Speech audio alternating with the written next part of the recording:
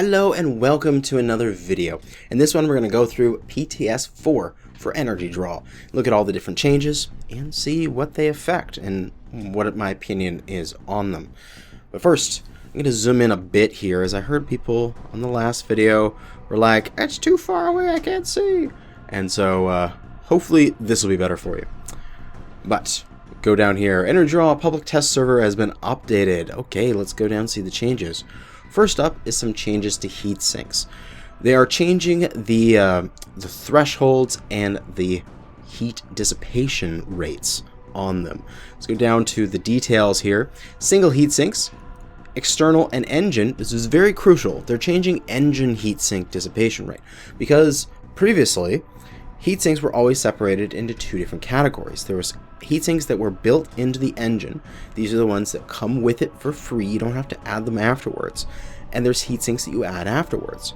So any heat sink that you added, dragging in a heat sink and dropping it either into the chassis or into a slot within the engine, worked at a different rate comparatively to the heat sinks that were in the engine. Up until now, the in-engine heat sinks functioned as true double heat sinks. So when upgraded to double heat sinks, they function as true double heat sinks. So these before used to be 0.20 instead of 0.17. So the external heat sinks have been buffed from 0.15 up to 0.17, and the internals have been nerfed from 0.2 down to 0.17. Now, they also did this for single heat sinks. Before, they used to just do 0.1 in the engine. Now they're 0.12, so that's a buff. And I can't remember what the external for heat sinks was, single heat sinks before. I know they did some changes to them in the past. I can't remember if this is a buff or not, but I definitely, the engines ones, that is a buff, as far as I can remember. But they've nerfed down the heat capacity of double heat sinks. So instead of being 1.5, now it's just 1. And I can't remember, of course, who uses single heat sinks, really. So I can't remember if these changes to single heat sinks are a nerf or a buff, but that is the deal with doubles. It is a buff to the external, a nerf to the internal, and a nerf to the capacity. But before we go into Spreadsheet Warrior and look at what these changes do, let's look at the skill trees as well. They took Cool Run, which is your heat dissipation, and took it down to 2.5% from 7.5%. So when you're Elited, you're getting 5% more, because Elites double this efficiency, instead of 15%. So we're losing 10% of our cooling. And heat containment, again, down to 2.5 from 10. So 5% instead of 20%, losing 15% of our boost to our maximum heat capacity. Let's head over here into Spreadsheet Warrior and take a look at some of this here. So I've updated this. I have an extra little thing here that says cooling rate. So we can change this. Currently it's set at the 0.17. This is double heat sinks. 20 DHS will have 3.57 dissipation. Now, before all of this went down on live servers, we would have, I think, 4.03 with the 0.2 internal heat sinks and the 0.15 external heat sinks. So, what has this done to us? Well, we're actually going to lose dissipation comparatively, because while they did buff the externals, they did nerf the internals, and they nerfed the eliting. So now there's very little difference between eliting. So 3.4 for no elites, 3.57 with elites. It's not that big of a deal anymore because it is only 5%. It gets even closer, the change here, and more obvious of the, if you had 10 DHS in the previous system, would be 2 dissipation across the board with no elites, because you would have 10 times 0.2, and then elites would get you to 2.3 if I remember correctly. Yeah. And so now when you have only 10 DHS, much less dissipation. Across the board, basically every single mech in the game has less heat dissipation under this new system. And of course, less capacity. The heat base is only 1. So it used to be 1.5, and we can see that puts it to 68 instead. Also, we lost some of that efficiency. We're now at 0.5 here, where before we were at 78 points. Well, 0.5, 68 points. So we lost, for a mech that is 20 DHS, you lost 20 points of capacity because of this change. And just because of the eliting change, and then additionally, you lost another 5 points of capacity. So a 20 DHS mech lost 25 points of capacity, and maybe about 0.5 dissipation per second, 0.45 dissipation per second, something around there. Now, it's a little interesting because if they want to really cut down on eliting and the benefit that that gives you, the fact that they changed these so drastically, down from 10 to 2.5, and they've done this before with some of the other skill tree changes, and they're doing it with the modules and stuff like that, with the cooldown modules going from like 12% to like 2 or 2.5%. It's interesting. If they wanted to, they could just make everything true dubs and just get rid of eliting altogether, and we would have basically the same heat dissipation under this new system as we did under the old system with eliting. So eliting your mech basically gives them true dubs in that sense. You could just get rid of eliting, get rid of the concept of having to upgrade your mech that way, and it's not really, you know, a good mech until you've finished eliting it, and just give everyone true dubs and make all the lore people happy. And that's something we could do. So maybe give that a try. Just blanket out elites, make them 0, give us true dubs, see how it goes. But right now we're at 0.17, so that's it. We're gonna lose a lot of capacity, and we're also gonna lose a fair amount of dissipation on every mech in the game. Alright, going back to the points. Weapon changes. Gauss rifles. They went back to 1-to-1, so energy consumption is at 15, but they put the charge mechanic back in, and they decreased the cooldown slightly because you now charge. So really, it's the same cooldown, but you have to charge up once you're done cooling down. So you can't fire. It's not like it comes off a cooldown, you can fire immediately. You have to charge up and then shoot the slug. I personally really enjoyed the Gauss rifles being back to snapfire. This is how they used to be back in the day, back when the Highlander was meta. Oh god, that was so long ago. When I was running my Highlander with its pink and its war horns, my heavy metal, it was delicious. I'd run 3 large lasers and a Gauss rifle. But now, I just don't agree with this. I personally think the Gauss rifle is perfectly balanced at no charge mechanic and 20 points of consumption and like 7 seconds of cooldown. I think it's balanced there, but that's just my personal opinion, and it's not my game, but I can only give my opinion.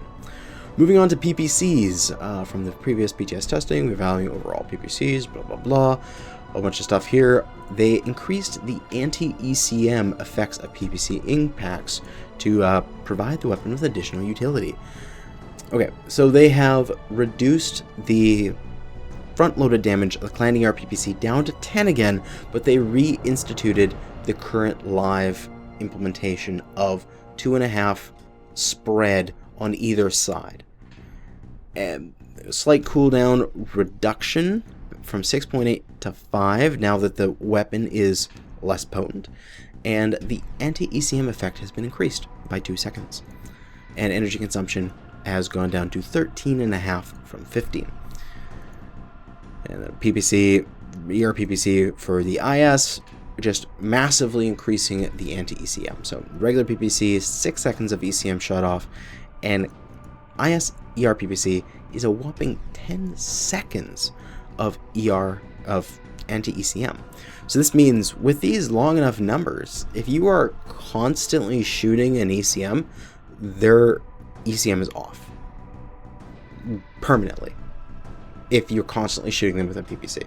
So if you got a little Pop-Tarter medium, like I really enjoyed my Pop-Tarter Nova with 2 PPCs, or maybe a Blackjack with something like that, or whatever you're running, you can keep an ECM Atlas or Cyclops locked down, never having it again, which is cool.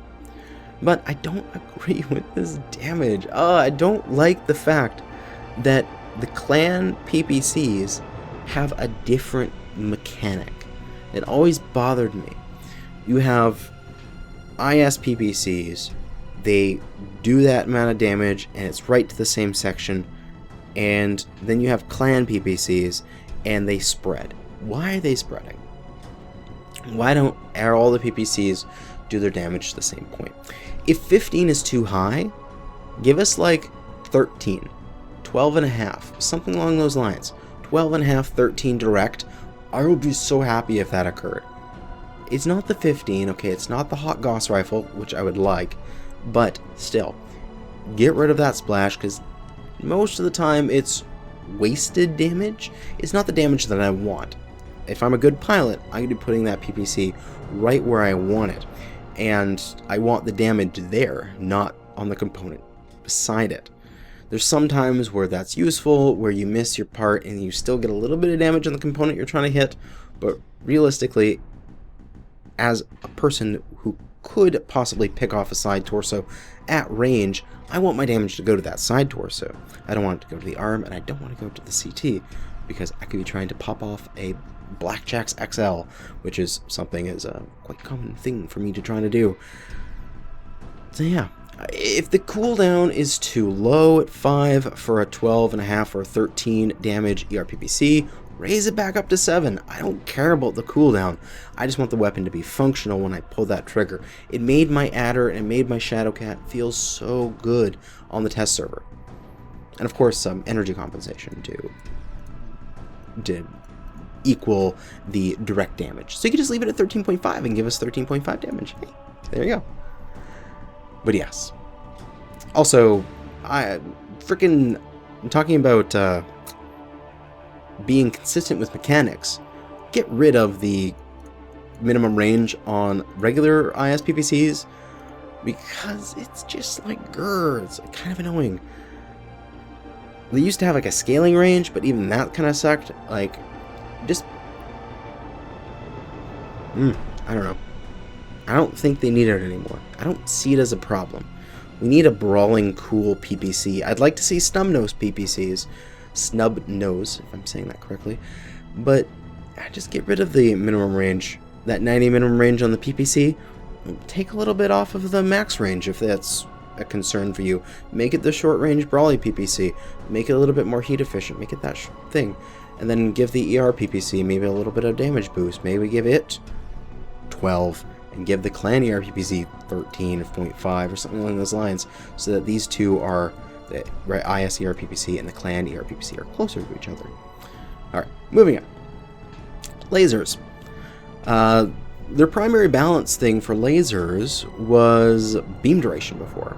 Beam duration has generally been the primary attribute that distinguishes the different laser classes. So, small laser would shoot very quickly, and a large laser would take a long time. That was basically the thing. We can move down here. We can see there's a bunch of changes to lasers. A lot of beam duration, a lot of cooldown. We'll go through it here. Okay. For this, the general rule is the smaller the laser, it's increasing in duration, but it's going down in cooldown. So, small lasers are going to take longer to shoot, but you're going to shoot more often. Where the opposite is true for larger lasers, where they're going to take less time to shoot, but you're going to shoot less often. And we can see that's quite true here. Large laser, large laser, beam duration decreased on both of them, and the cooldown increased on the ER large. And this is a significant cooldown duration here. So the beam duration, 1.3 to 1.1. That's pretty significant. That's 0.2 seconds. for our ER large laser. Compare that to the Clan ER large laser we got going on down here. Beam duration decreased from the 1.35, which is that 1.4, 1.5 on live right now? It's ridiculously long on live. Down to 1.25, so it's 0.15 off of the IS ER large. It's quite nice, and they're the same cooldown duration, 3.9 and 3.9. You can see here for the small lasers, small pulse, and I think, do they have regular IS small lasers? No, doesn't look like they show. No, there's a Clan one. Small pulse lasers for the IS, beam duration increased from 0.5 to 0.6, and the cooldown is decreasing, so you can shoot more often, 2.59 to 2.4. So that's the general thing. Smaller lasers shooting longer more often, larger lasers shooting shorter less often. And I'm happy with this change. I always found that the IS smaller type lasers, especially the small pulse, especially on mechs that had laser duration quirks, were basically pinpoint. They're basically front loaded. It was like, god damn, go away sort of feeling. And again, some of the Clan stuff felt like freaking lightsabers. With the ER large laser, felt like you were wielding a lightsaber for the second and a half that it was on. So getting it down to even 135 felt manageable. 125, it's gonna feel great. I really hope that this survives to the main servers. But yeah, moving on from lasers, I'm happy with it. Leave it at that. LERMs, their current PTS data has relatively limited information regarding the effectiveness of LERMs. That's because no one takes them. And you're also only 4-man, so if you don't take a brawling build, you're gonna die, because on a 4-on-4, it always devolves into a brawl. There is no trading, because there is no not target saturation. What's my term for that? Freaking hell. You don't have enough mechs. I can't remember the term off the top of my head, but critical mass. That's what I like to call it. There isn't enough critical mass. What I mean by that is that if you have like 6 or more mechs all in one space, if a mech pokes and all those guys shoot, the mech's dead. That's a critical mass. That means that the enemy can't poke you in those kind of situations. It means you have to be careful when you poke, when you push. But with 4-on-4 in the PTS, there is no critical mass. Like, you literally can't kill a person on your first volley, unless you're really, really good and you've got a bunch of great weapons and, you know, you're way better than me at the game. But what it means is that you're always going to get a brawl, so that's why LERMs are absolutely no information regarding them, because the setup of 4v4 just means that LERMs are completely unable to be used, because LRM mech needs to be able to hide behind his allies' critical mass in order to have this bubble. He's that quarterback sitting back there going, which way am I going to throw these LERMs at? And he needs his linemen there. And if he doesn't have them, he's just going to get sacked. And that's the idea. Ah, man, I use a sports analogy. I'm so cool. But anyway, moving forward here, let's look at the changes to LRMs. So some changes to all of the LRMs, actually. Cooldown duration increase, so shooting less often for a few of these and increasing for a few of these. Okay, so it looks like the bigger ones are shooting slightly more often for the IS, slightly more often as well for the Clan. So big LRMs are shooting slightly more often. Okay, small LRMs are shooting slightly less often, going from 3.74 to 4 for the LRM5. And then again, across the entire board, Clan is slightly longer cooldowns for everything. So while the IS is 4, Clan is 4.3. But that's fine, because Clan LRMs are half weight, and that is incredible, and it still is kind of not that balanced. But moving on here. Spread increased. Interesting. So Intersphere and Clan spread is now normalized at 4.2 there. They're increased from 3.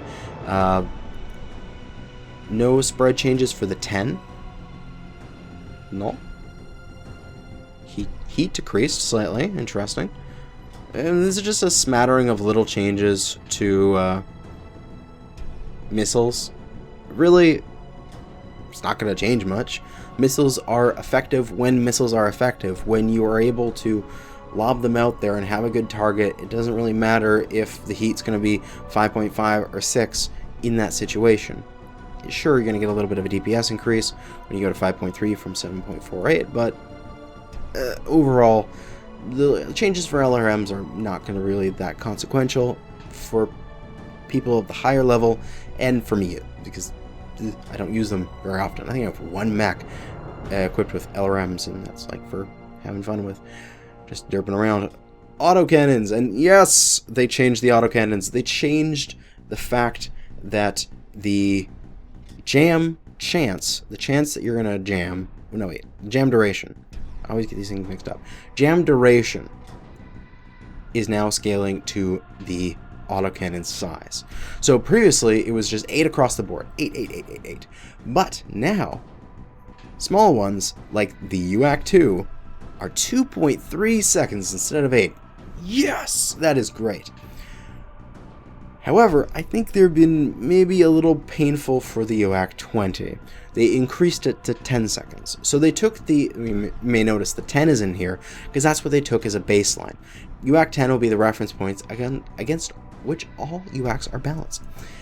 So they have the 8 seconds duration. They're going to have the same jam chance as everything else. Jam chance has been normalized, so everything is 17% for clan and 15% for IS.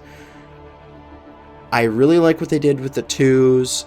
The 5s are still kind of long at 6.5 seconds. That's still an increase from live, where we have 5 seconds.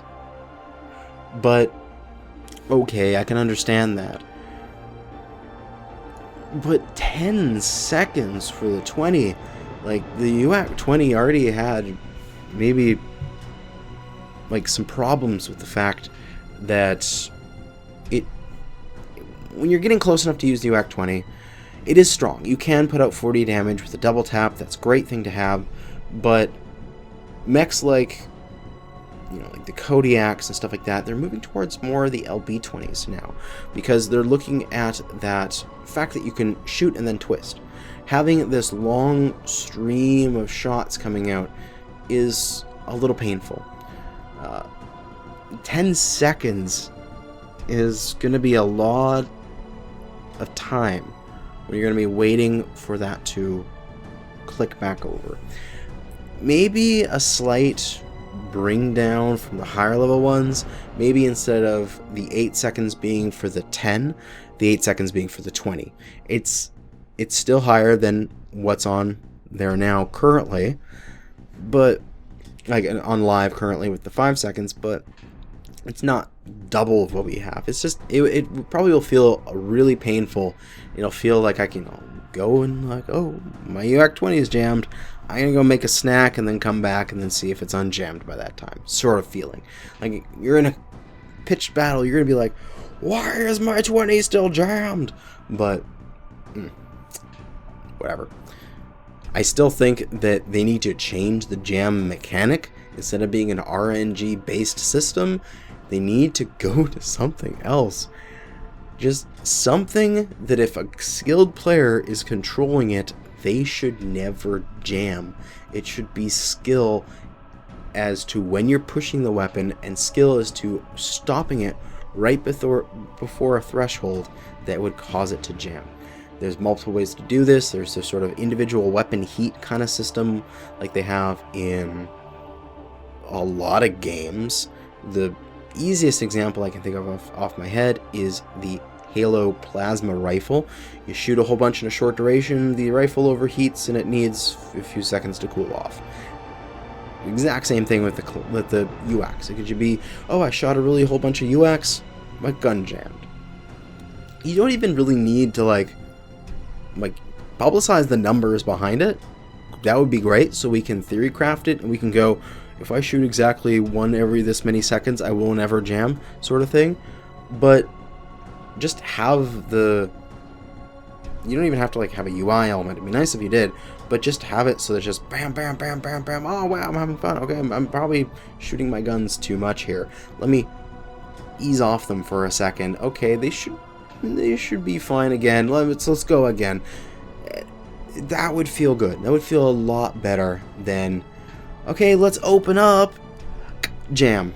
Oh, my first double shot. Everything jammed, and now my flank that I did with my whatever I'm in, with a whole bunch of UACs, and now the entire enemy team turns around instead of me taking out a couple of them, because I'm a really good pilot, and I got a flank, and I got their rears, and I should be rewarded with those kills because I was a good pilot.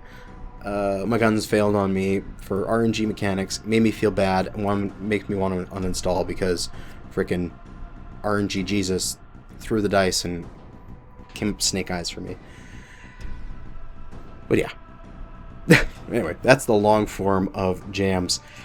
Better that the jam duration has gone down on long ones, on the small ones, a little too long on the big ones, and the chance is fine, but I would like to see it changed. And yeah, that's PTS 4. You have 24 hours, I believe, to enter my September giveaway. Do it. Link in the description. Thanks for watching, and good hunting.